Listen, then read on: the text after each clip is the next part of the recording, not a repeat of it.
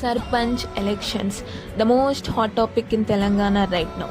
సర్పంచ్ అంటే మన మధ్యలో ఉండేటోడు, మనతో ఉండేటోడు, అంతేగాని 5 ఏళ్ళకు ఒక్కసారి మధ్యలోకి వచ్చి మద్యం ఇచ్చి మనల్ని నోటు అడిగేటోడు కాదు. సపోర్టింగ్ క్యాండిడేట్స్ వచ్చి మనోడే, నేనున్నా, నేను చూసుకుంటా, నన్ను చూసి వెయ్యండి ఓటు అంటే కాదు. సర్పంచ్గా నిల్చున్నోడు సరైనోడు అయితేనే వేద్దాం ఓటు. ఇప్పుడు జేబులో నుంచి పైసలు ఇచ్చి తర్వాత గవర్నమెంట్ పైసల్ని జేబులో వేసుకునేవాడిని కాదు. ప్రతి పైసను ఊరి డెవలప్మెంట్ కోసం వాడేవాడిని ఎన్నుకుందాం. మనకి అలా వాటర్ బాటిల్ ఇచ్చిన వాడిని కాదు. రేపు మనకు ఏదైనా పని మీద పోతే వాటర్ ఇచ్చి పైసలు అడగకుండా పని చేసి పెట్టేవాడిని ఎన్నుకుందాం. మంచోడి సర్పంచ్ అయితే ఊరు బాగుపడుతుంది.